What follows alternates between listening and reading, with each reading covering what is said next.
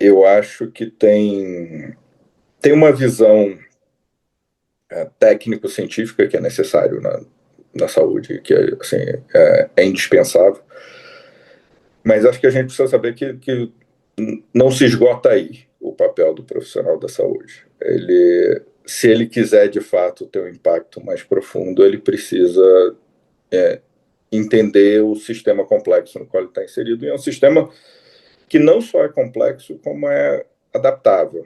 Assim, qualquer mudança que você tentar exercer nesse sistema, você vai ter uma reação.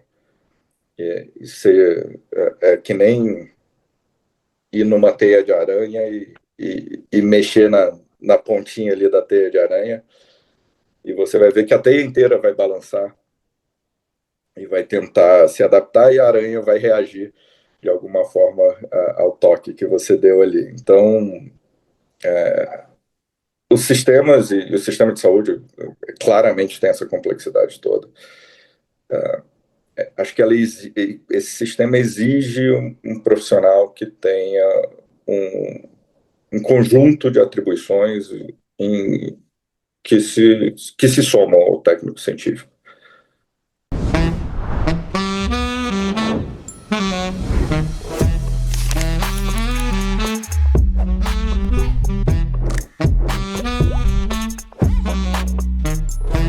Fala, doutores! Sejam muito bem-vindos ao maior podcast de desenvolvimento e carreira médica do Brasil. Hoje, Fala, Doutores recebe um daqueles nomes que você escuta, faz uma pausa e pensa. Esse é o tipo de liderança que estamos atrás para mudar a saúde do país. Liderou a Sociedade Brasileira de Cardiologia em um momento relativamente desafiador aí. Ele conseguiu estruturar uma grande governança lá dentro, que fiquei sabendo, inúmeros documentos aí de política pública, congressos gigantescos, passagem pelo SEBEX, formando e podendo aí estruturar diversos novos líderes para a saúde.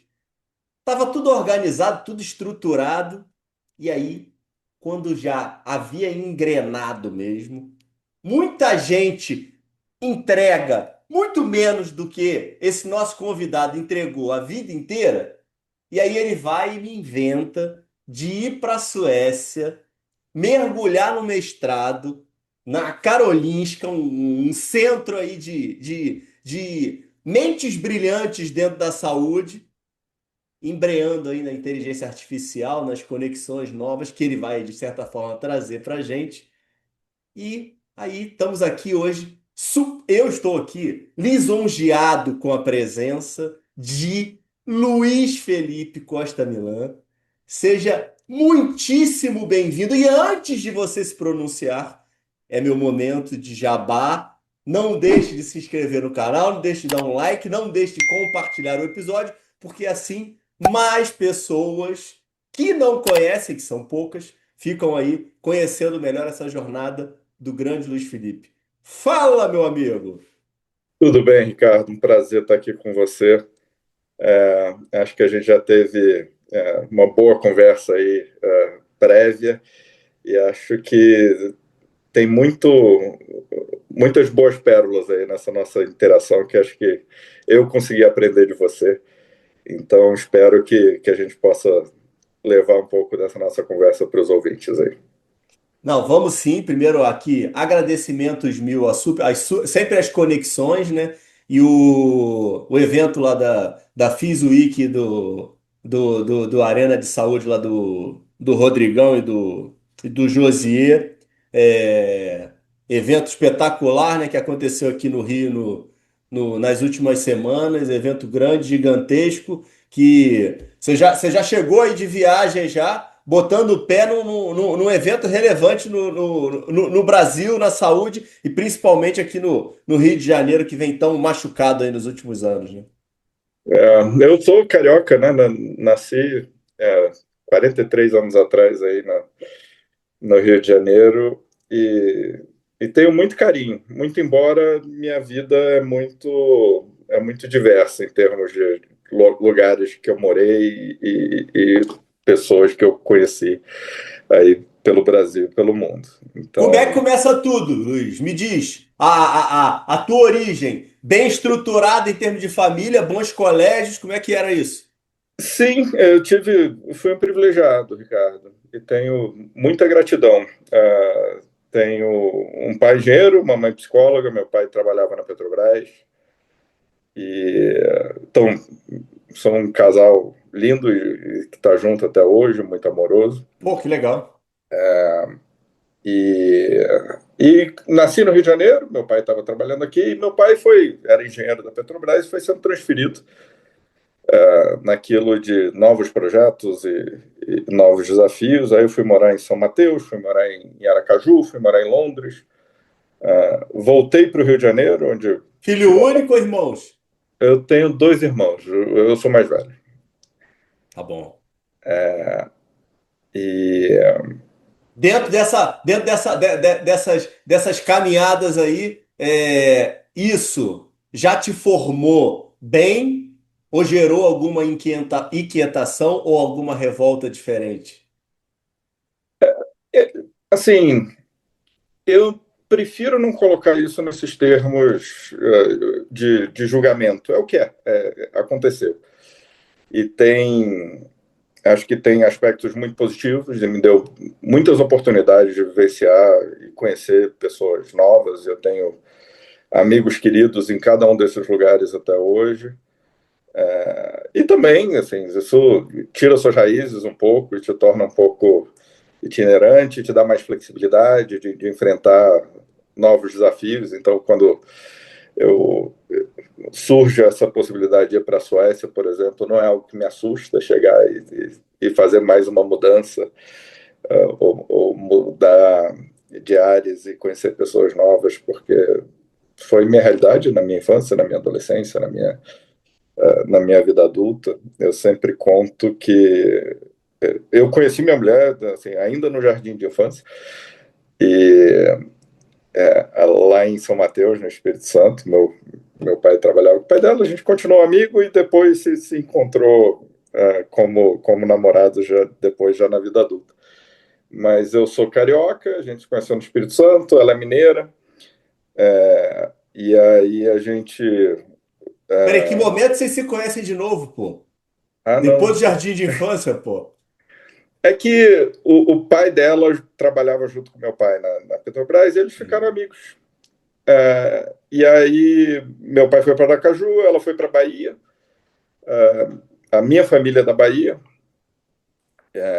a família da minha mãe, a família do meu pai é gaúcha. Então, assim, só para mais um Contextualizar. elemento de diversidade aí. E, e aí a gente esporadicamente se encontrava, que as famílias eram amigas. Então, quando eu ia visitar minha avó na Bahia, eu encontrava, as famílias se encontravam, a gente marcava um churrasco, alguma coisa assim. Então a gente manteve contato até que, belo dia, em São Paulo, a gente se reencontrou e aí já com outra visão um sobre o outro. E depois de quase 30 anos aí, a gente começou a namorar e acabou casando. E aí tivemos duas filhas paulistas, fomos morar em Brasília, voltamos para São Paulo e agora Suécia. Ah, Então, então acabou que ela também não teve que aprender isso, né? Já foi também, fazia parte da vida dela e vocês acabaram construindo também fazia essa parte da jornada vida mais dela. diversa, né? Ela já tinha morado em vários lugares, assim, além da Bahia, morou no Paraná, estava morando em São Paulo. Então, assim, é uma família meio nômade. E essa tua passagem pela Inglaterra, o inglês virou nativo? Virou. E isso é algo que facilitou muito minha vida, Ricardo. Assim, eu fui criança ainda, né? Então, assim, ia para a escola e naquele momento, depois de quase 3 anos aí, você volta falando inglês tão bem quanto português, ou até melhor. E então sempre foi muito confortável para mim, por exemplo, ler inglês e, e talvez mais confortável do que em português, dependendo do tema. Uhum. Então, isso me deu acesso, a, especialmente depois da internet, a estar no estado da arte do conhecimento. Assim, leva um tempo para as coisas serem traduzidas, às vezes, para o português. Hoje Sim, menos, sim, sim. mas levava um tempo. Então, foi muito importante, certamente, na minha vida. Eu sempre fui muito curioso, muito ávido por conhecimento. E, e o fato de poder ler inglês bom, falar inglês, saber bem e ter esse acesso àquilo que estava no estado da arte do conhecimento foi uma vantagem muito grande na minha vida. Eu acho um privilégio ter E tido. essa busca pelo conhecimento sempre foi tua ou muito estimulada aí pelos teus pais? Não, acho que sempre foi minha. Assim, os meus pais estimulavam também, mas eu vejo meus irmãos, têm perfis diferentes. E eu sempre fui muito curioso e muito generalista. Assim, eu sempre fui Lia de interessado. tudo? Eu sempre fui interessado em muitos temas, muito diversos.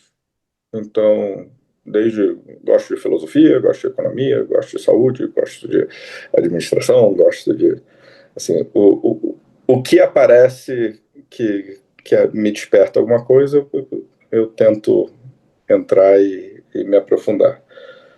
Então, mas a minha visão de mundo é uma visão muito generalista. Eu acredito muito que os sistemas nos quais a gente se insere, a saúde certamente é um deles, são sistemas profundamente interconectados. A gente, a ideia de que alguém pode ser um agente efetivo dentro da saúde, sabendo só de um nicho, de uma área de Uhum. conhecimento,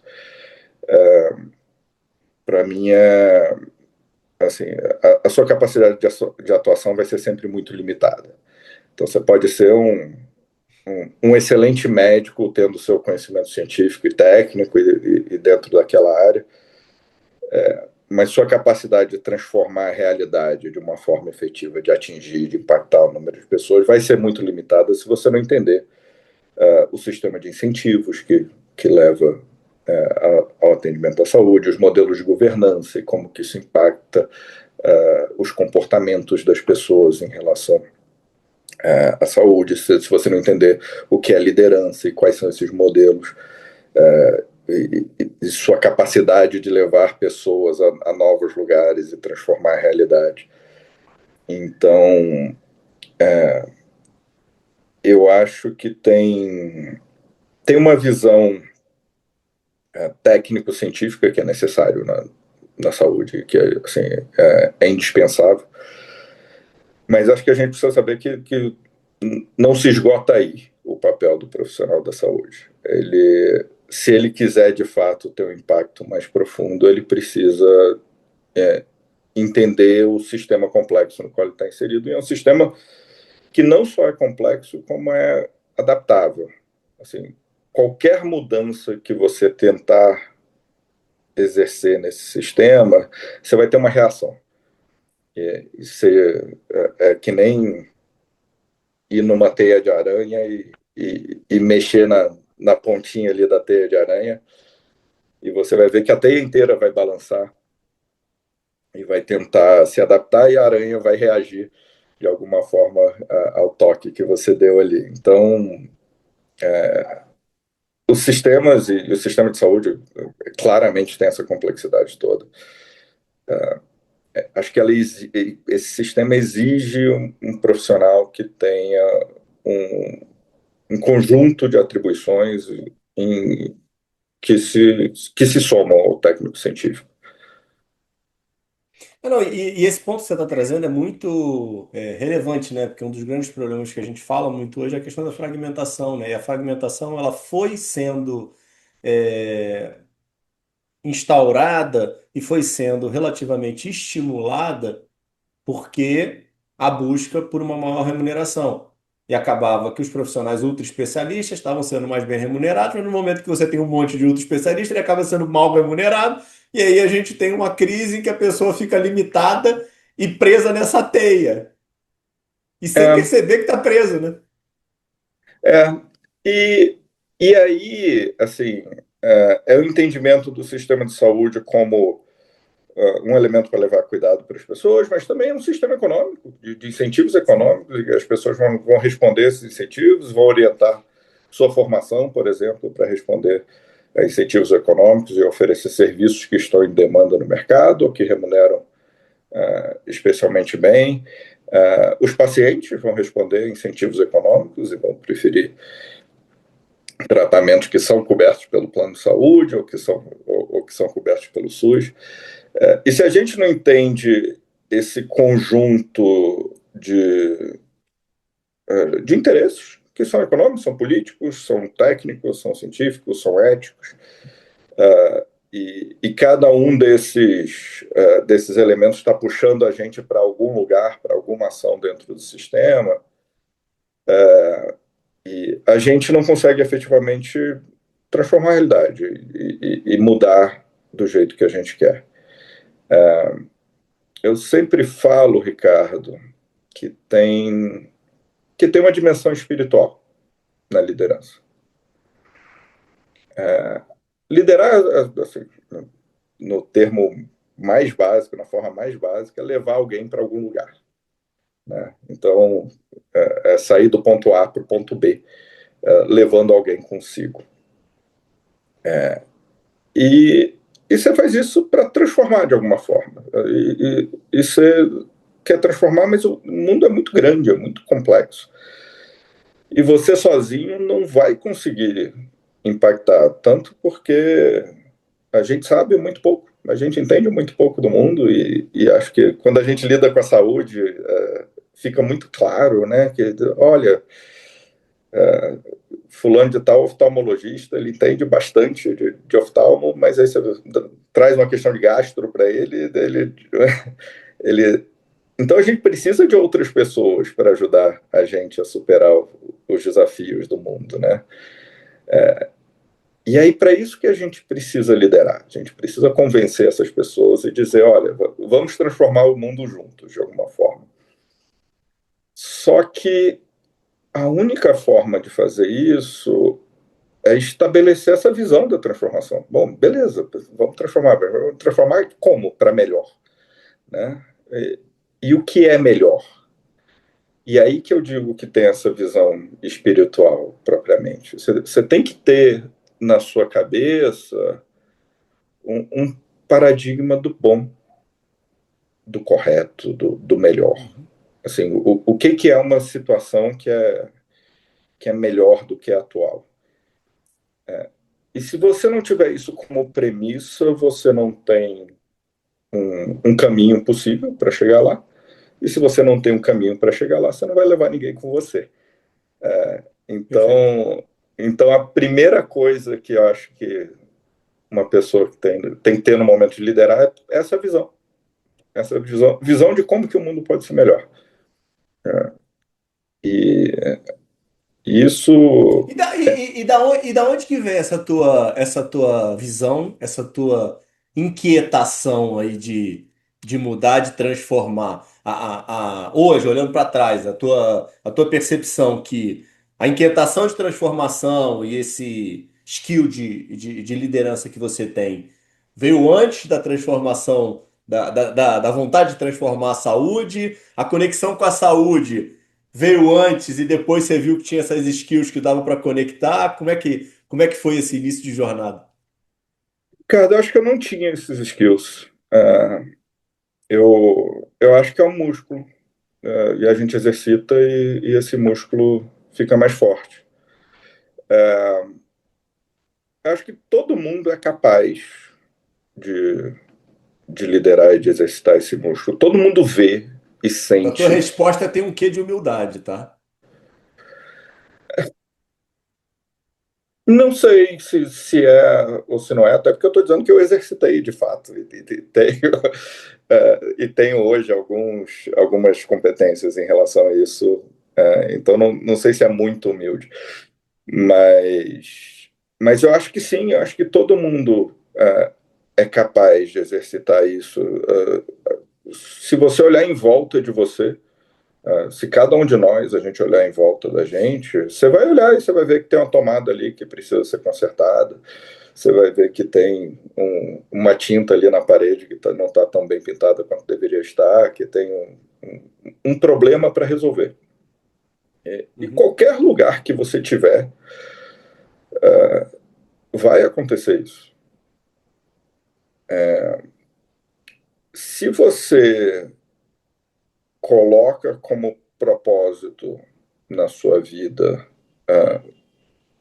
tornar o mundo um lugar melhor e transformar de alguma forma o lugar que você está num lugar melhor,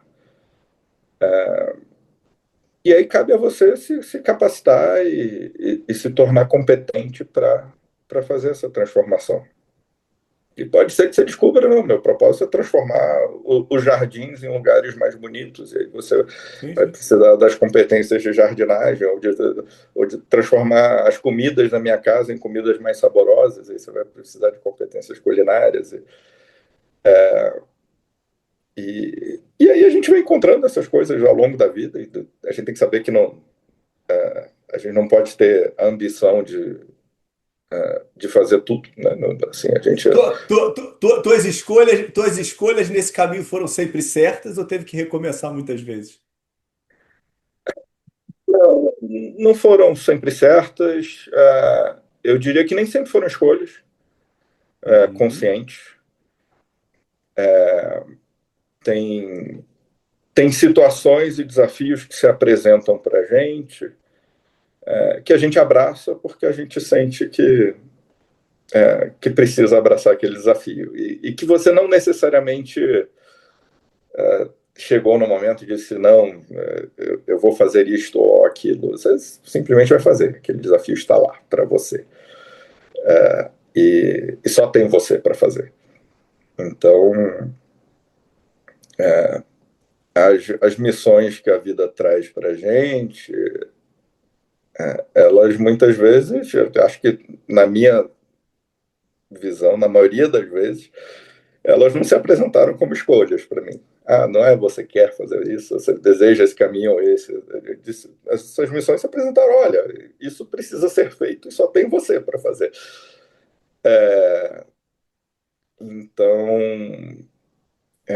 eu não sei nem se eu fui muito competente em orientar minha carreira desse jeito, porque a gente vai abraçando as missões em sequência e coisas que parecem Ah, instigantes. mas as escolhas acadêmicas, por exemplo, foram iniciadas por você, né? As faculdades, os estudos que acaba que a gente está cru. Aí você vai, tudo Sim, bem. Você tem todo esse teu background, aí você escolhe caminho. Você fez administração ou direito primeiro? Como é que é? eu comecei com direito, mas aí, muitos anos atrás, não gostei. Aham, Achei o cheguei a assim, trabalhei como estagiário no escritório e achei tudo muito burocrático aham. eu não gostava do formalismo. Aí saí do direito, não sabia o que eu queria fazer, e aí eu fui fazer o que eu mais gostava de fazer, que era cozinhar. E aí eu fui trabalhar em restaurante, que queria fazer uma faculdade culinária, mas aí você começa a cozinhar e passa um ano com a barriga no fogão, como eu passei. E aí você vê que não, que essa vida E é ruim, Luiz? não, Não não tem é. glamour? Até hoje adoro cozinhar. E a parte e tive esse meu treinamento prático, né, em restaurante francês, no bistrô francês. Então, assim, acho que sei bastante bem a técnica francesa e sei executar bons pratos. Mas uma coisa é aquilo que você gosta de fazer como hobby, e às vezes não necessariamente seu hobby precisa ser sua profissão. E a cozinha em si, ela é muito sacrificante em outros aspectos da vida. Então eu trabalhava de terça a domingo, de 6 da tarde às 2 da manhã. Então eu passei esse período sem encontrar ninguém. O único momento que eu tinha livre para sair com as pessoas que eu gostava era segunda noite, que estava todo mundo bem cansado já e não queria, que era a minha única folga. Então, e é isso, tem outros Mas impactos. peraí, tem que te perguntar uma coisa. Tua esposa tá nessa história já? Não, não, isso foi antes de eu namorar com ela. A gente já se Pô, conhecia. eu já ia falar que era difícil de encontrar a coitada, né, pô? Muito difícil, né? Seria muito difícil. E, e aí eu vi, bom, assim, talvez o cozinhar não seja a minha vocação, mas eu talvez seja um bom dono de restaurante. Eu gostava do que o meu chefe fazia e tal, e via a atuação dele como dono como dono, vendo estoque, fechando caixa, recebendo os convidados, preocupação com excelência no serviço, do produto e tal. Falei, então vou fazer administração. Assim, muito. E aí, entrando pelo caminho da administração, essa questão, assim, propriamente da gestão e da liderança, de entender a capacidade que aquelas ferramentas tinham de, de transformar de alguma forma o mundo, de tornar melhores, seja um pequeno processo produtivo, onde é que vai até a gente reorientar a política pública ou estratégia, alguma coisa mais ampla. Aí aquilo me encantou. Eu falei, gostei disso, gostei desse, desse mundo e quero aplicar essas competências por aí. Então, Mas não era no teu restaurante. não, No meio disso daí, a ideia do restaurante morreu por completo. um dia, não morreu ainda não, Ricardo, um dia, mas acho que tem outros lugares que precisam um pouco mais das minhas competências antes do meu restaurante. Tá, quando que aparece a saúde nessa tua jornada? É a NAP? Na ANAP. A ANAP foi a primeira instituição da saúde e eu assim, já tinha trabalhado com instituições voltadas para a política pública, assim, e a ANAP precisava estruturar um escritório de relações governamentais em Brasília, e estava montando naquele momento. E aí eu fui para lá, para Brasília, a gente montou o escritório, a gente começou efetivamente representar a voz dos hospitais em relação ao parlamento, ao Ministério da Saúde, assim, as agências reguladoras da saúde. Quando isso, E mais ou menos, Luiz? Que anos são esses daí? isso foi em 2014. E aí, 2014? Tá. Segue aí, não. Tô pensando aqui o momento 2014 que você vai para lá. ah, aí já estava com a minha mulher. Ah, Ah, ela vai para Brasília com você? ela foi para Aí vocês já Brasília estão comigo. juntos e já tem filhos também? Não, ainda não. Aí a gente Tá. namorava. Quando a gente foi morar junto em Brasília, a gente decidiu casar. Aí a Você gente vai, casou. então esse momento da tua vida, esse momento ANAP, foi um momento de transição, então, para você como Luiz. Foi, Você, tipo, certamente. Certamente. Assim, comecei a morar junto com minha mulher. tua esposa compra uma ideia, né? Isso, ela mora. Você estava onde, cada um? Eu morava no Rio, ela morava em São Paulo, a gente namorava à Tá. distância. E aí Não, surgiu tudo essa. bem. Começa um projeto aí, né? É, aí surgiu essa quando vamos de ir para Brasília, eu falei, se eu vou mudar daqui, eu não quero ir sozinho, não. Aí eu chamei ela para ir comigo, ela topou. E, e aí, bom, Bom estrategista, deu certo, pô. deu certo, muito certo. Semana que vem a gente faz 10 anos de casado. Então, Parabéns. é Como é que tá o momento ANAP que você pega? um momento muito interessante. Assim, era uma instituição. A ANAP é de que ano, Luiz? Você sabe? Lembra de cabeça? Não Não lembro tenho de disso. Isso que eu cabeça, tava, isso que eu não. tava tentando pegar. Isso que eu tava É, tentando pegar. Então, talvez. É dos anos 2000 em algum momento. aham. É. Então, era uma instituição que talvez naquele 2001, momento. 2001, 2001. Tô pegando aqui dica aqui no Google. é, Criação de 2001. Tá, tudo bem. Então, mais de 10 anos de instituição. Tá. Isso, mas uma instituição que estava em franco crescimento naquele momento. E acho que Uhum, ela respondia a, a uma demanda da saúde e me permitiu ver uma nova possibilidade de representação uhum, na saúde, assim, uma entidade setorial muito profissional, muito voltada para dados, muito com associados muito engajados e muito participantes, que, que acho que permitiu um crescimento muito relevante da ANAP nesse período, né? E com essa nova posição de chegar lá e fazer um advocacy muito bem estruturado, muito baseado em fatos e argumentos. Boa parte do meu trabalho lá era fazer uma interconexão entre a técnica, né, entre, assim, vinha um projeto de lei querendo regular algum elemento da, da atividade hospitalar. E aí parte do meu trabalho era justamente conectar a técnica de assim, então como é que isso acontece de fato no hospital?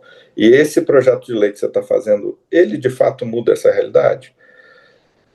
E aí levar esse conhecimento do dia a dia da atividade hospitalar para o Congresso, para o Executivo, e acho que a gente teve muito sucesso em ser essa voz técnica, a gente passou a ser muito respeitado, porque a gente ia sempre com bons argumentos e as pessoas começavam a chamar a gente. Então, o que vocês acham disso? Qual será o impacto desse tipo de ação no setor? O que isso representa para o paciente? O que isso representa para os hospitais? Então, vou te dar um exemplo que, de um projeto de lei, que tinha um projeto de lei dizendo, olha, vamos proibir a entrada de celulares no centro cirúrgico. uhum. E assim, você olha por alto, pode fazer sentido, dizer, olha, de fato, não é para ninguém ficar mandando mensagem de WhatsApp ali durante uma cirurgia. E aí você vai lá e conversa com cirurgiões e vê quem opera e diz, olha, de fato não é, mas anteontem eu tirei uma foto aqui para mandar para o colega de uma coisa que eu estava vendo e o colega super me ajudou com, com essa situação. Então, foi importante ter o celular no centro cirúrgico aqui, porque isso permitiu uma aplicação de conhecimento mais ampla naquele caso específico. E aí você leva isso para o deputado e diz, olha, assim, se você impuser essa restrição aos hospitais, pode ter gente que pode não receber a atenção que deve, porque esse compartilhamento de conhecimento pode não acontecer. Então, e acho que é muito essa função do advocacy bem feito, sabe? É levar a expertise técnica de alguém que tem talvez uma boa ideia ou está motivado por bons princípios, mas que não conhece as peculiaridades e as especificidades do setor e aí eu acho que as entidades setoriais podem ser esse elemento que vai trazer isso para que a regulação e a legislação sejam melhor. Mas pera aí, Luiz, calma aí, agora eu fiquei curioso, cara. Como é que foi cair no meio disso? Entendo eu, me corri se eu estiver errado, com pouca expertise, pô, você era Eu jovem na estava época. eu estava fazendo um mestrado em, em política pública, na verdade, Tá. em ciência política e política pública. E, bom, conheci algumas pessoas do setor, tinha um desafio importante para a ANAP montar isso. Eu conheci de gestão, já tinha trabalhado com política pública. Você já tinha construído algum network já na área de saúde quando você. Já, assim, tanto pessoal quanto de família. Então, isso certamente ajudou. Tenho, assim, avô médico, tia médica, tio avô médico, então isso Ah, porque eu tô pensando você aqui num caos, né, pô? é, Foi tranquilo ou não? O caos pra você é tua zona de conforto? Você lida bem?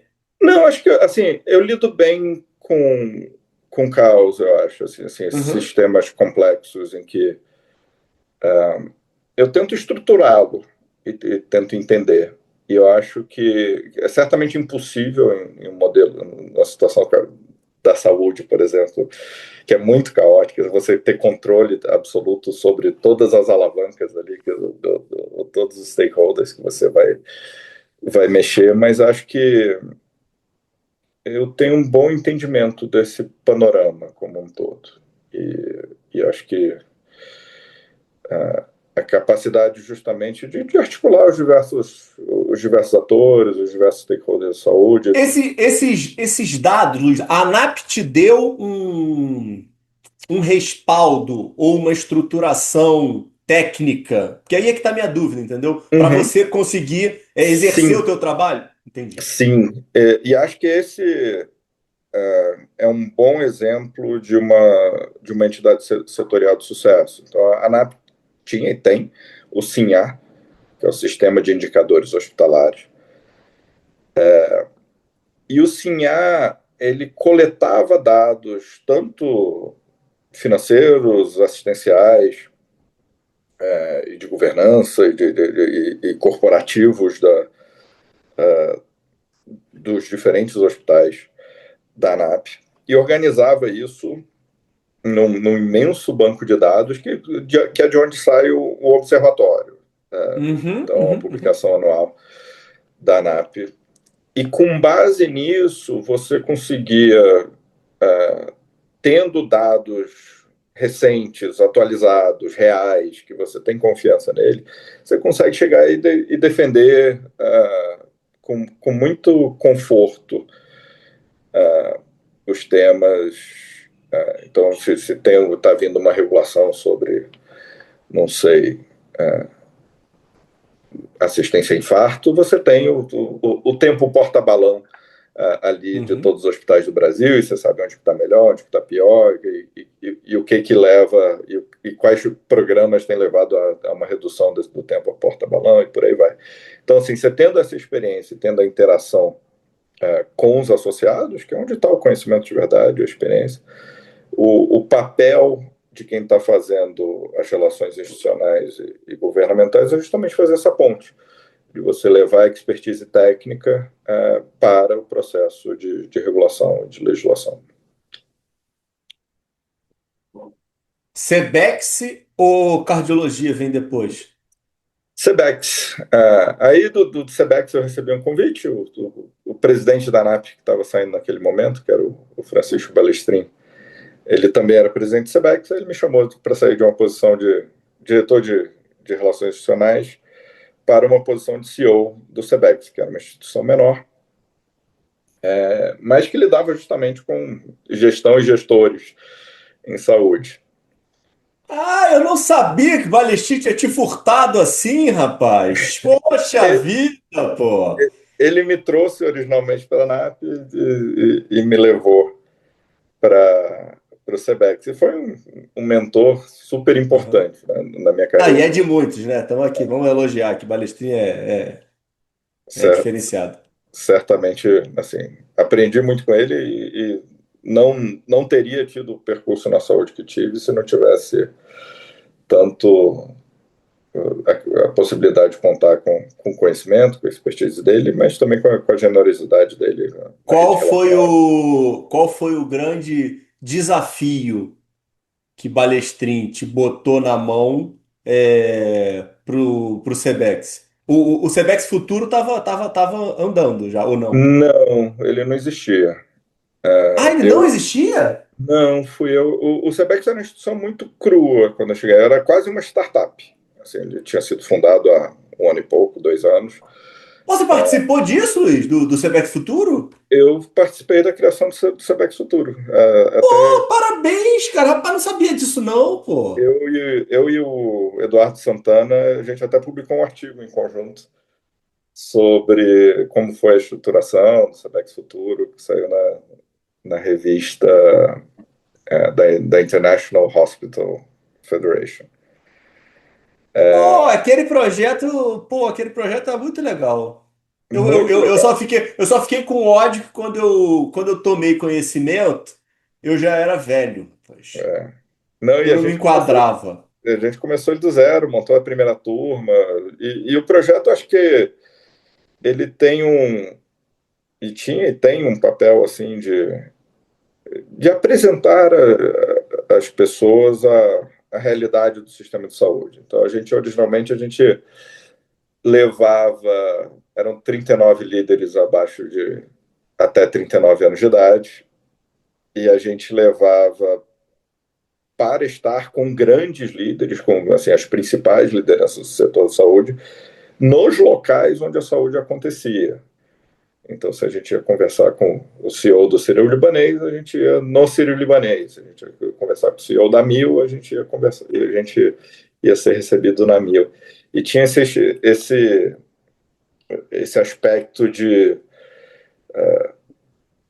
fato aproximar a relação, assim, de uma turma pequena com pessoas de diversos lugares da saúde,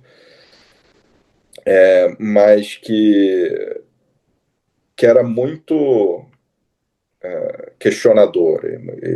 Então, assim, de ter um modelo que não fosse só aquele negócio expositivo, vou dar uma aula, mas de ter conversas de fato mais profundas e de apresentar, que as pessoas se conhecessem.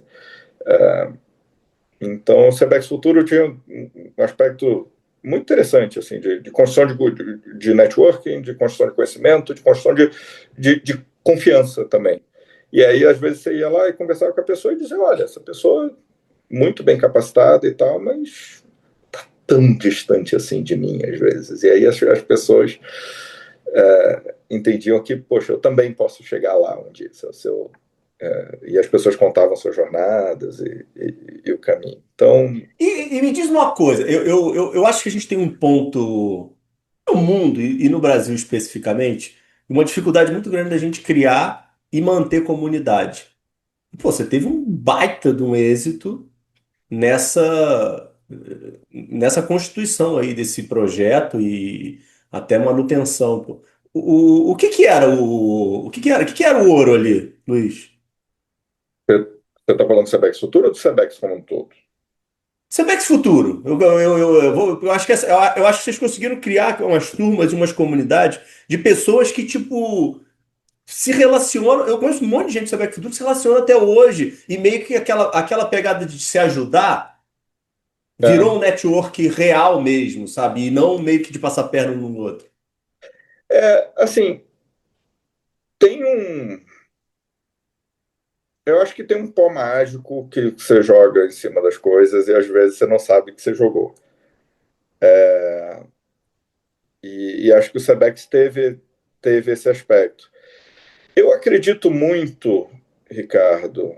O propósito era criar novas lideranças para a saúde?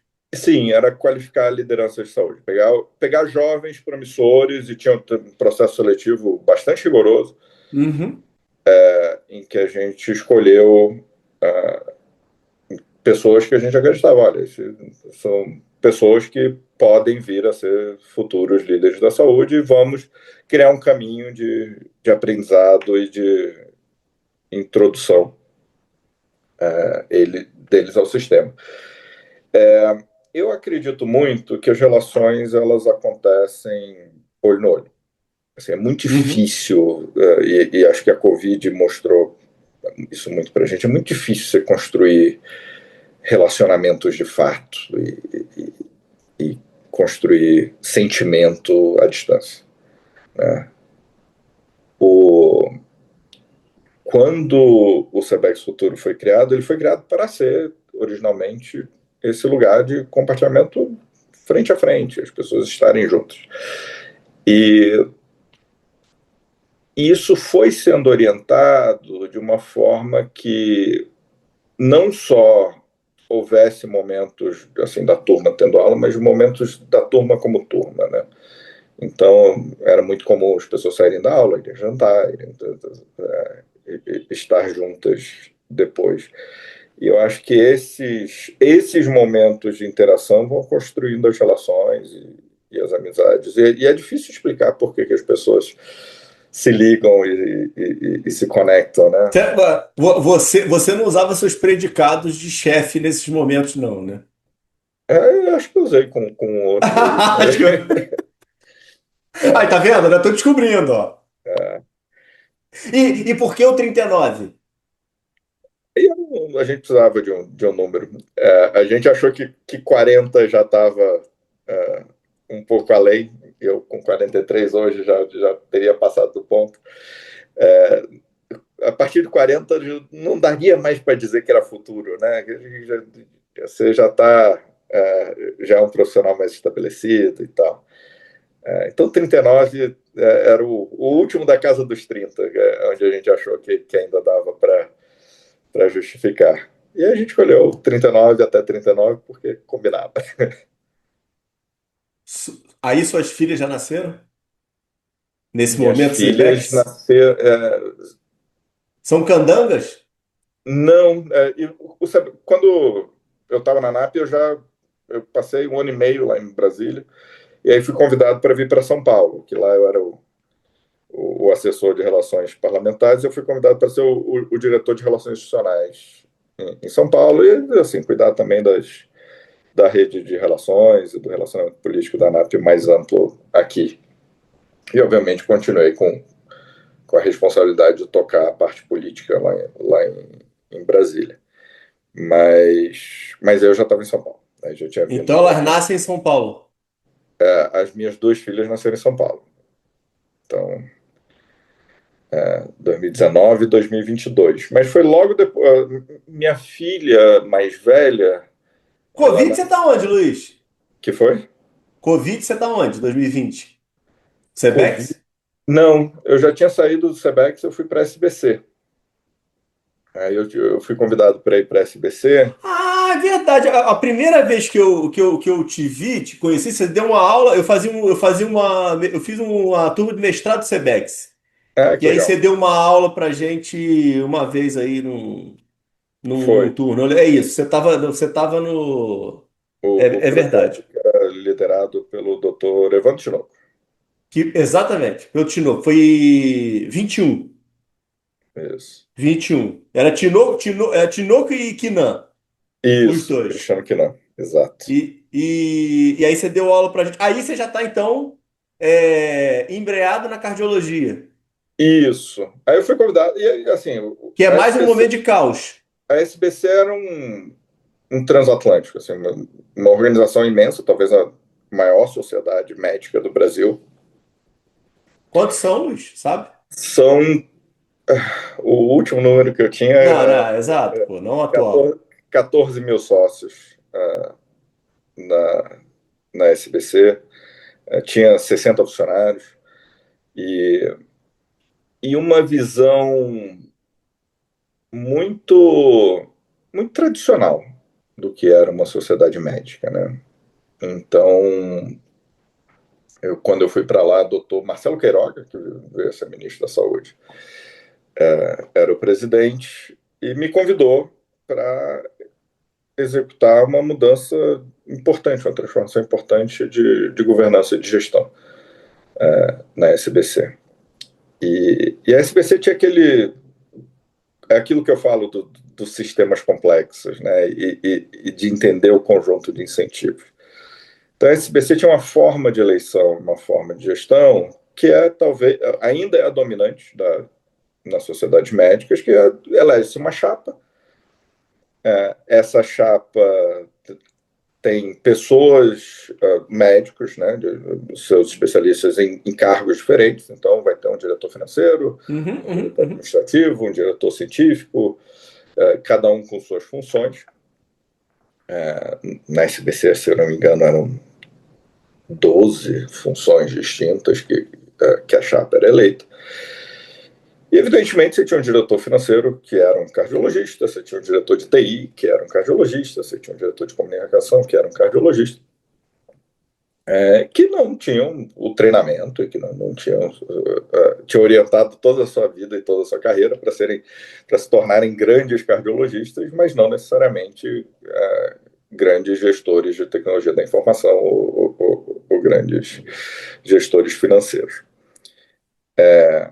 E aí, o desafio foi justamente gerar essa transformação de um modelo que tinha essa eleição em chapa, e a forma de eleger dentro de uma sociedade, ela gera consequências muito relevantes para o que é o dia a dia da sociedade. As pessoas às vezes não percebem.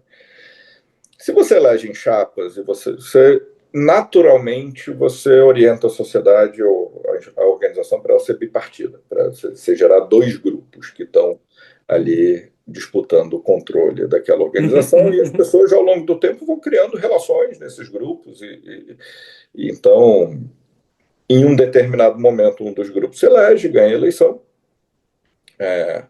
o grupo derrotado, ele tenta se reestruturar para concorrer e ganhar a próxima eleição no período seguinte, evidentemente o tempo inteiro buscando apontar como as falhas e como poderia ser melhor o trabalho do grupo atual. E aí você cria esse clima intenso de conflito, mas que não produz, no final das contas, uma perenidade na sociedade. Porque se troca o grupo, ele quer desfazer aquilo que foi feito, aquilo que ele estava apontando, que ele discordava, e começar projetos novos, ou mantém o grupo, mas ainda assim você tem uma parte significativa dos associados que não se sente efetivamente representado por aquele grupo que está no poder. Então, o principal desafio foi trocar esse modelo de governança, em que a gente pudesse ter a diversidade de vozes e visões dessa disputa política, e que é positivo, é bom que a gente tenha muita gente engajada, querendo transformar a sociedade, mas é bom que essas energias sejam direcionadas para o crescimento da sociedade. Então, assim, a gente criou, nesse modelo novo, um conselho de administração, e nesse conselho de administração ele não se elege mais em chapa, ele se elege individualmente. Então, você tem dentro do mesmo conselho pessoas diversas, de correntes diversas dentro da sociedade. E aí elas começam a trabalhar junto e começam a ver que as pessoas do outro lado estão igualmente interessadas em ver a sociedade. Eu sabia que isso não ia sair de você, mas a tua fala, eu tava escutando uma pessoa que estava criticando o modelo democrático de direita. Eu falei, pô, não é o Luiz que eu conhecia aqui, ele criando um modelo ditatorial, pô. Não é Não, possível. Não, entendi perfeitamente agora. não. Pelo contrário, até porque as pessoas são eleitas igualmente e são. Sim, lógico, lógico. Mas é um momento em que todo mundo passa a ter alguém dentro Legal. do conselho que ela sente que representa ela e que ela Faz que sentido. pode levar a voz dela. E o conselho vai ter disputas e vai gerar vai chegar a algum consenso, que algumas vezes um lado vai ganhar mais, outro lado vai ganhar menos, mas você começa a ter uma continuidade. E Bacana isso, hein, Luiz? outra E questão aí, que foi fácil fazer isso? não, fácil não foi não. E aí tem um trabalho grande que acho que assim, Você mudou interno ou pro próximo? não, assim, a gente fez uma mudança e foram algumas fases, assim, alguns momentos de mudança estatutária e tal, mas você sempre faz isso para mudar para a próxima eleição, né? Então, isso, de fato, do momento em que doutor Marcelo, os mandatos eram de 2 anos, o doutor Marcelo Queiroga assumiu, ele saiu no meio do mandato dele para assumir como ministro, mas do momento em que o doutor Marcelo assumiu até o momento em que o novo conselho foi eleito, foram 2 anos. E aí, nesse período, teve a mudança de estatuto, todo o processo com a Assembleia, de mudar a governança, efetivamente. E acho que muitas das competências que eu desenvolvi nessa questão de relações governamentais, de Uhum. institucionais, são as mesmas competências que você precisa ter de sentar com as pessoas, de construir confiança, de entender o lado dela, de ver como é que bons pontos que tem ali, que a gente consegue contemplar de fato, onde que a pessoa está genuinamente preocupada com questões que são relevantes para preservação da democracia, onde que a pessoa está com algum receio, algum medo e que você tem que E, assegurar que não e que tem alguma salvaguarda que esse receio da pessoa vai estar bem garantido. Então, assim, esse processo de construção com as diferentes correntes da sociedade assim, é um processo muito desafiador, mas muito gostoso, sabe? De você é, engajar muitas pessoas em torno de um mesmo propósito e tentar, da inteligência coletiva, produzir soluções que a gente entenda, ou que o conjunto entenda que são mais adequados para o futuro. e deu certo? Você não está mais lá, continuou Não, não, deu super certo. O o modelo modelo? continua lá, assim, Legal. criou-se a função de um CEO, eu assumi essa função de CEO, de fato, uh, e bom, mas aí eu fiquei quase 5 anos lá. Pô, e E, aí, Luiz? Peraí, não, pera, eu tenho que te perguntar, isso é ouro, pô. Como é que foi isso? Você ser CCO, sem ser médico, de um monte de médico? eu, Ou os médicos ficavam no conselho, não tinham relação direta com você só respondia para não médico? Como é você coordenava não médico? Os 60 que você falou nenhum da médico. pessoa. Tá. Desses 60, no momento que eu estava lá, não tinha nenhum médico. Eu respondia para o conselho, e o conselho eram 10 médicos, e que me cobravam muito fortemente tudo, né? A realização da estratégia, os projetos, como é que estava andando o planejamento estratégico, como é que estavam as finanças, como é que estava o congresso e tudo isso. E eu tinha que entregar isso, evidentemente, todos muito ativos, né? Assim, conselheiros muito presentes, mas conselheiros sem designação específica. Então, assim, não tinha um conselheiro financeiro, conselheiro administrativo e tal. Os temas estratégicos eram discutidos no conselho como um todo. E num modelo muito clássico de governança, assim, muito, assim, ninguém reinventou a roda nessa questão. Então, eu tocava da estrutura administrativa, a equipe respondia para mim, eu era responsável por tocar o projeto e o conselho me cobrava os resultados. Então, assim, como qualquer CEO em qualquer corporação. Não, mas peraí, médio. Você está voltando para a humildade aqui. Como é que, se consegue, ou pelo menos se tenta, alinhar interesses de comunidade médica, interesses da indústria, interesses dos pacientes, como essência da medicina e como propósito de tudo? Qual foi tua estrela norte aí para direcionar esse transatlântico? O, o primeiro passo, a partir do momento que a gente tinha um conselho de administração, o primeiro passo, na verdade, foi todo mundo fazer um curso de governança. E aí a gente contratou o IBGC para formar conselheiros, para, assim, que o médico que saiu de uma posição, e quando a gente fala do médico que está numa sociedade de especialidade, eu não sei se especificamente o cardiologista ele tem uma formação científica e clínica muito forte, normalmente, quando ele chega nessas posições de destaque. Ele, muitas vezes ele se tornou reconhecido pelos seus pares, pelos seus méritos técnicos e Uhum, uhum, científicos, uhum. mas que assumiu uma posição de governança, de conselheiro, que não para a qual ele não tinha sido treinado. Então todo mundo treinou e a partir desse momento a gente definiu, olha, a gente precisa de um planejamento estratégico. A gente precisa sentar e definir o que é esta entidade, o que ela quer ser no futuro e que caminho que ela vai trilhar para chegar lá. E aí, nesse momento, o conselho se reuniu num processo normal também, que aconteceria em qualquer empresa, de definir um planejamento estratégico, de ter um BSC e de esse BSC ser desenrolado em projetos estratégicos e metas estratégicas que precisavam ser atingidos, um painel de indicadores. E aí é um processo que, assim, que é bonito, é gostoso de fazer para quem gosta de gerir. Nesse período, a SBC conquistou a ISO 9001, que tipo, certifica a qualidade da gestão, que esse processo de métricas, indicadores, gestão de riscos, tudo isso está acontecendo.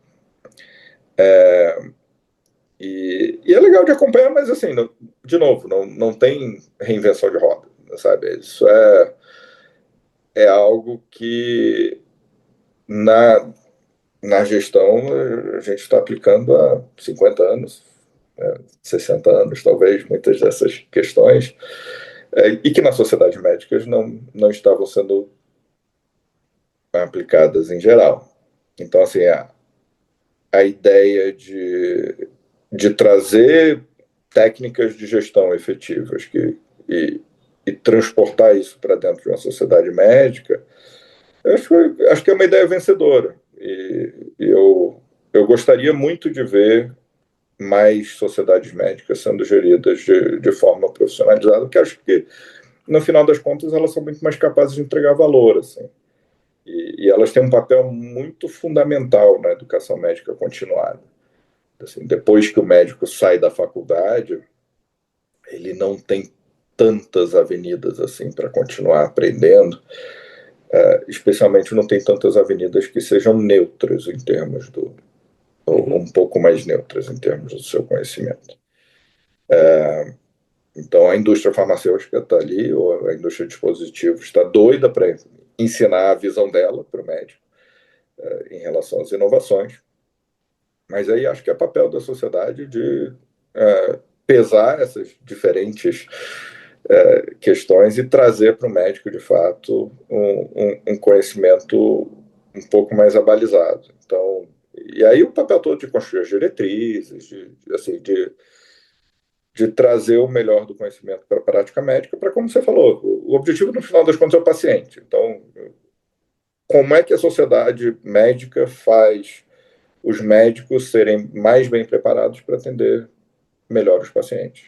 E se você tiver sociedades mais bem geridas, isso acontece melhor. E os resultados, quem vê o resultado, no final das contas, é o paciente que está usando, ou está usando a droga correta, ou está sendo mais atendido de acordo com a diretriz, e por aí vai. Assim.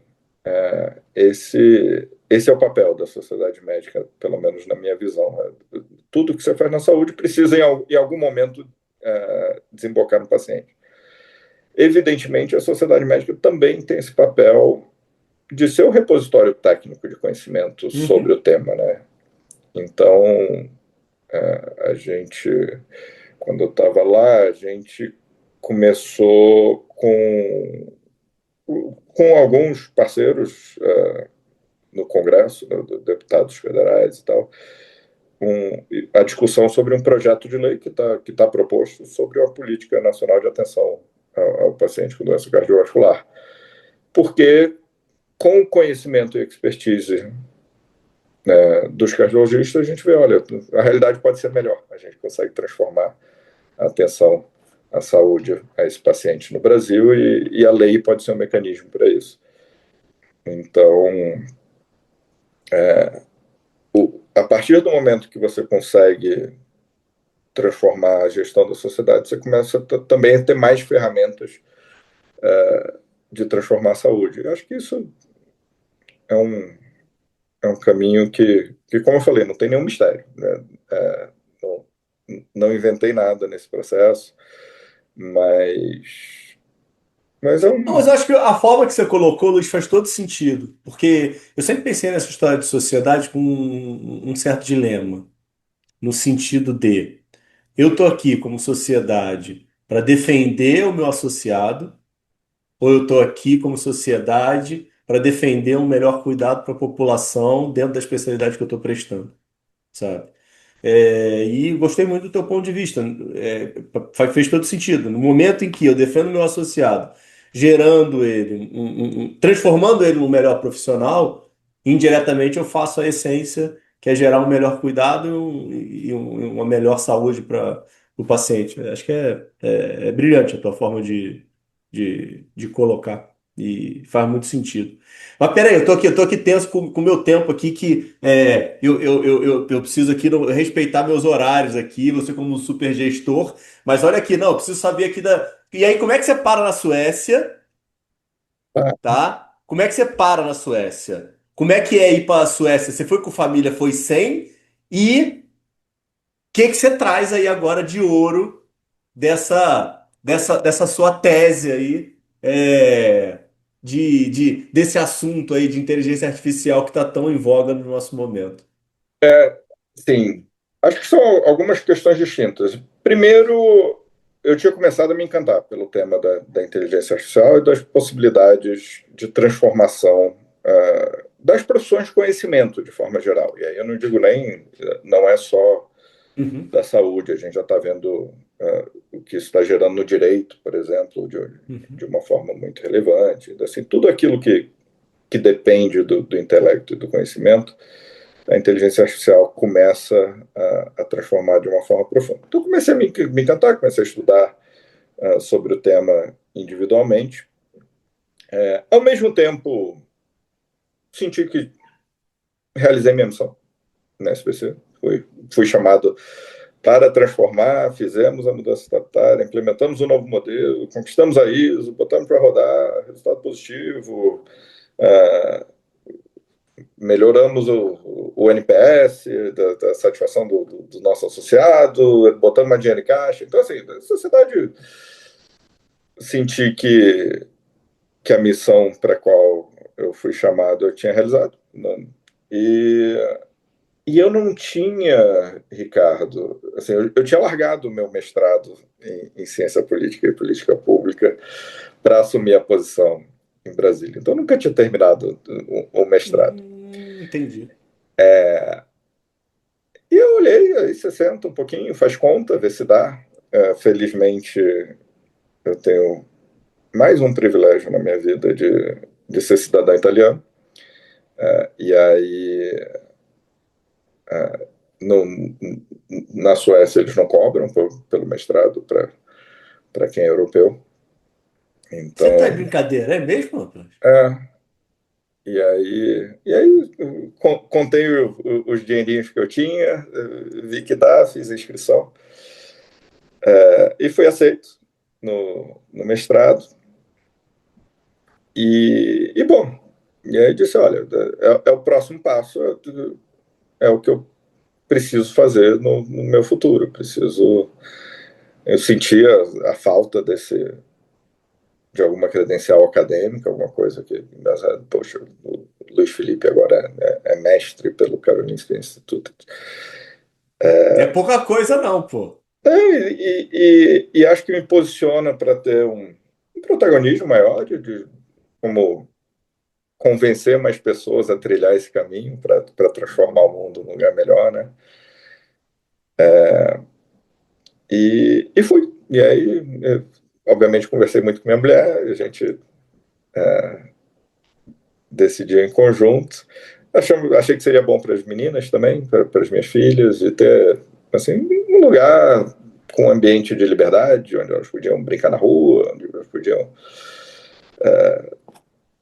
crescer um pouquinho mais livres e ter uma experiência mais internacional, e conhecer novas línguas, novas culturas e tal. E estudei mais a fundo a aplicação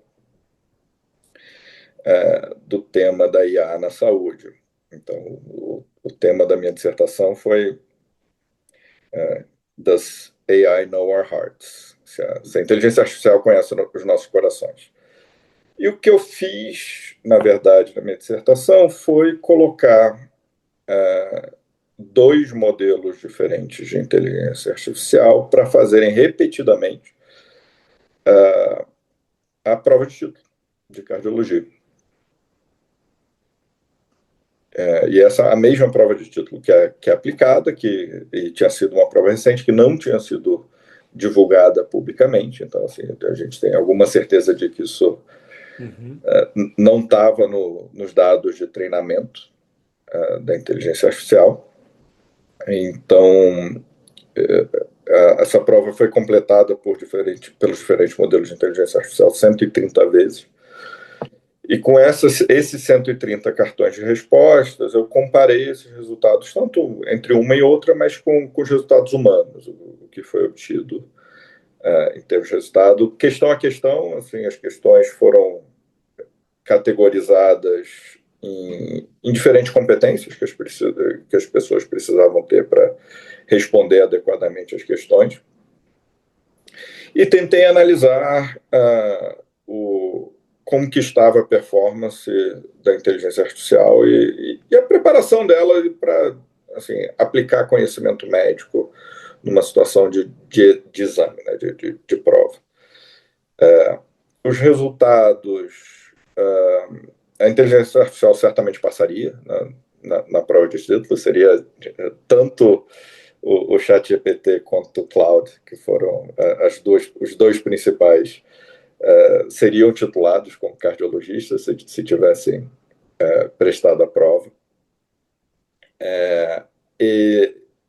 E mais do que isso, elas, dependendo do modelo, eles ficam melhor do que 89%, 90% dos cardiologistas que prestam a prova efetivamente.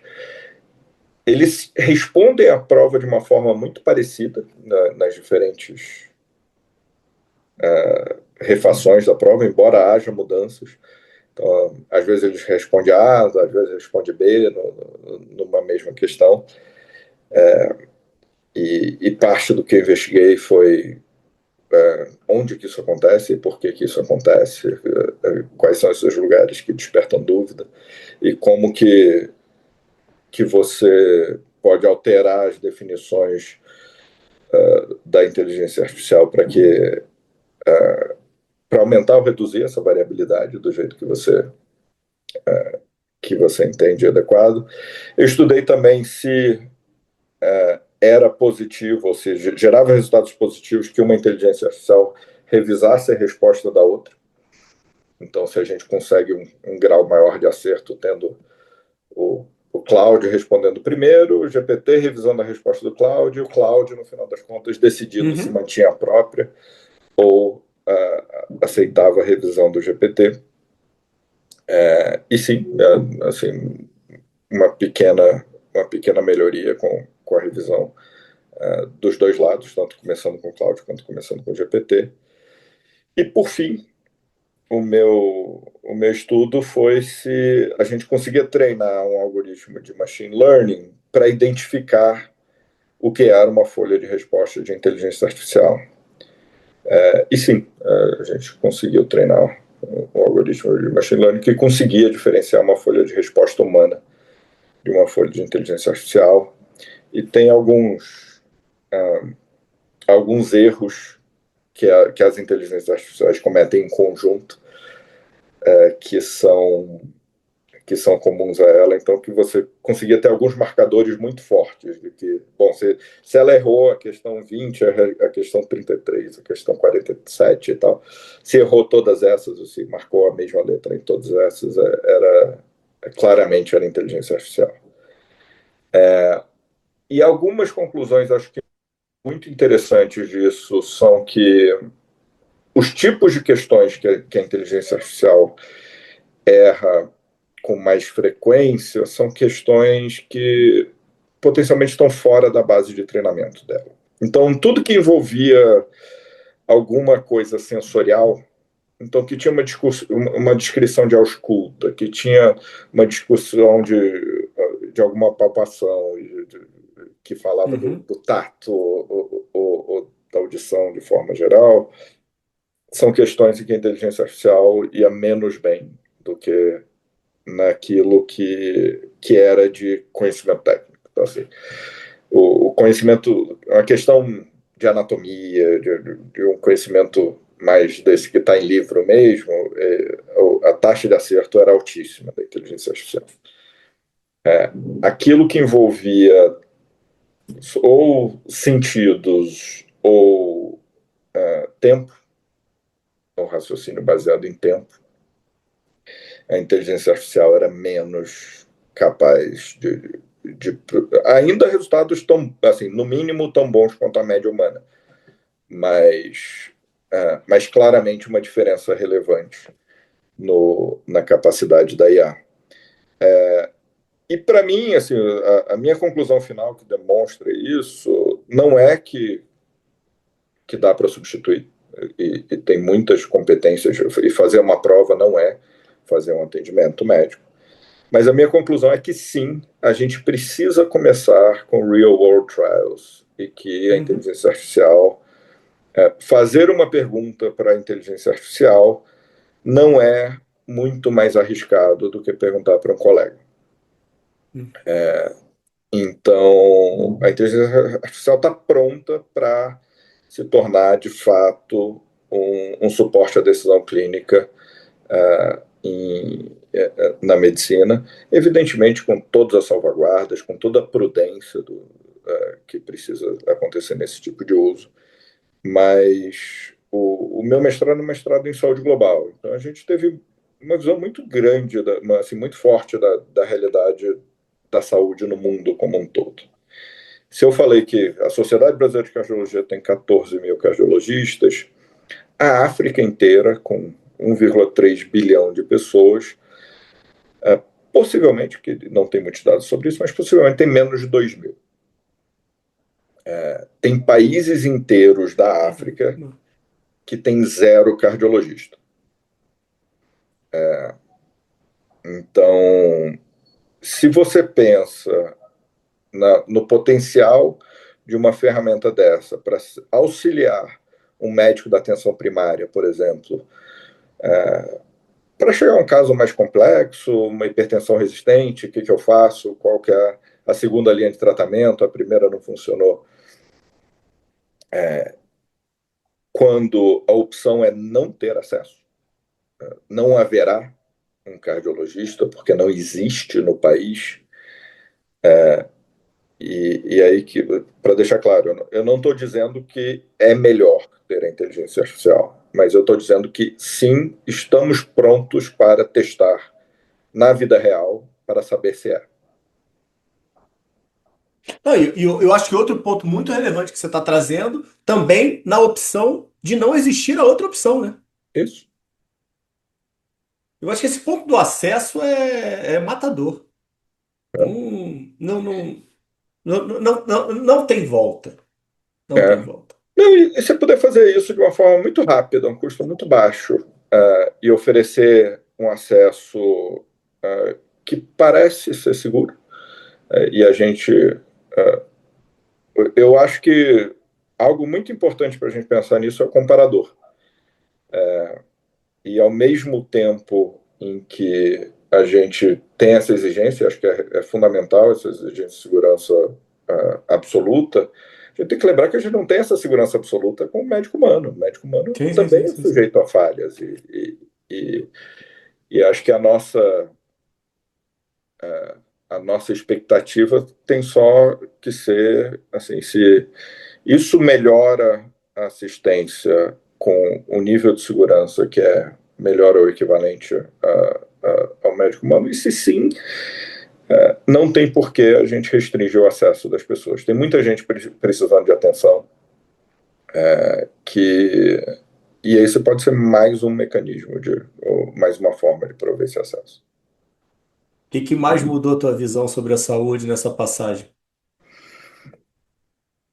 Eu era mais pessimista. E eu me tornei mais otimista. Tanto porque eu conheci mais a fundo os dados sobre saúde e o caminho que a gente fez de evolução na saúde, tanto no Brasil, mas assim, no mundo como um todo, é um negócio inacreditável nos últimos 30 anos. Assim, o progresso que a gente fez em termos de redução da mortalidade infantil, redução da mortalidade materna, vacinação, combate a HIV, assim, você tem tantas histórias de sucesso na saúde global, que assim, a gente deveria todos os dias abrir uma taça de champanhe e comemorar, porque é inacreditável. Assim, você tem milhões e milhões de pessoas hoje que estão vivas, porque ó, a gente teve muito sucesso reduzindo diarreia, a gente teve muito sucesso reduzindo infecção, pneumonias e infecção do trato respiratório inferior. Assim, você tem história de sucesso atrás de história de sucesso na saúde global, e claro que ainda tem muito que melhorar. Assim, mas eu voltei otimista, eu voltei com um alento, entendendo que nosso trabalho tem propósito e gera resultado, e que a gente consegue de fato transformar a vida das pessoas e, e tem milhares e milhões de médicos, enfermeiros, fisioterapeutas, e psicólogos, e nutricionistas e N outros, e administradores, como eu, que estão trabalhando para transformar essa realidade. E em muitos casos a gente está conseguindo ter sucesso. Então, isso me deixa ainda mais motivado para continuar nessa jornada. Ping-pong rápido pra gente fechar. Livro que mudou sua cabeça nessa tua jornada toda. Não agora na vida inteira, um livro que é impactante pra você, que você fala, putz, esse aqui eu recomendo pro meu amigo ler. Puxa, Não, qualquer um. Não precisa não. Pô. Pô, ela tem a dificuldade da resposta por causa disso, pô. É um. é, Pode ser egoísta, pode ser só pra você, então. Esquece do amigo ler. Um livro então, que foi impactante pra você, que você leu. tá, eu vou do. Tem que ser ping-pong, tá? Ensaio sobre a cegueira. Rapaz, esse daí eu vou te falar que é bem recomendado aqui. Líder da saúde que você admira. São tantos. Tô te ferrando, pô. Tem que arrumar um. Tem jeito, poxa vida. Vai ter dificuldade do ping-pong é essa. A, a gratidão me leva ao balestrinho. Tá bom. Um erro que você não repetiria. Você só faz pergunta que tem muitos. É, perder o time.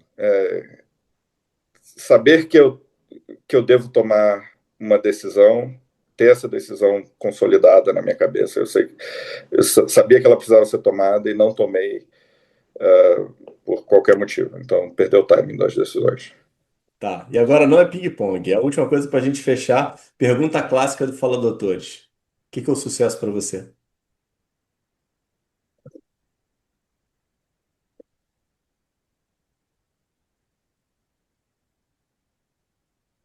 Acho que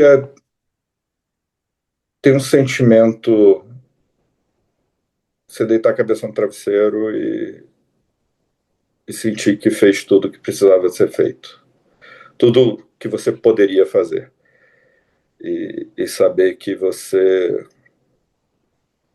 deixou tudo de si na sua missão. E, e aquilo. E você não sente que faltou nem um pinguinho a mais. E aí,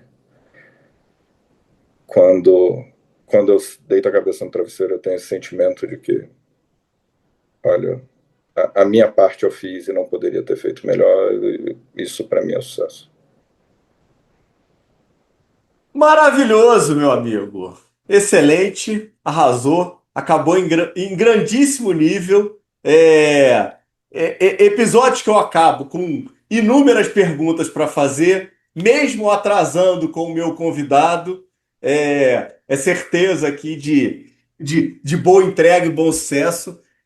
Agradeço muito aí teu tempo, tua participação. Seja bem-vindo de volta aí ao Brasil. E espero poder aí ter a honra da sua companhia, dos seus ensinamentos Eu vou cobrar uma boa comida um dia desses, hein, poxa. Não, Vê vai ser um se, prazer. vê se um dia desses a gente consegue tomar um bom vinho para a gente conversar mais sobre tudo isso que você conseguiu trazer aí com muita clareza para gente. Parabéns aí pela tua jornada. Onde é que o pessoal te acha? E faz tuas considerações finais. Não, eu estou no LinkedIn, se vocês quiserem. Luiz Felipe Costa Milan, vocês me encontram lá. Muito bem-vindos para trocar uma ideia. É, não, minhas considerações finais são só agradecer. Assim, eu acho, quando eu vejo gente, e você é um exemplo disso, Ricardo, que faz as coisas com propósito e que se conecta, engaja as pessoas e traz conhecimento, traz uma nova forma de ver o mundo, eu, eu me sinto muito grato por ver que essas pessoas apareceram na minha vida. Então, eu queria só. Minha consideração final é só agradecer a você, Ricardo, e pelas nossas conversas e pela oportunidade de estar aqui tendo mais essa boa conversa com você. Obrigado, meu amigo. Ó, espero que elas aconteçam mais vezes, tá? Então, sempre à disposição. Pessoal, até terça-feira que vem, a gente se vê. Fica com Deus. Obrigado. Maravilha, meu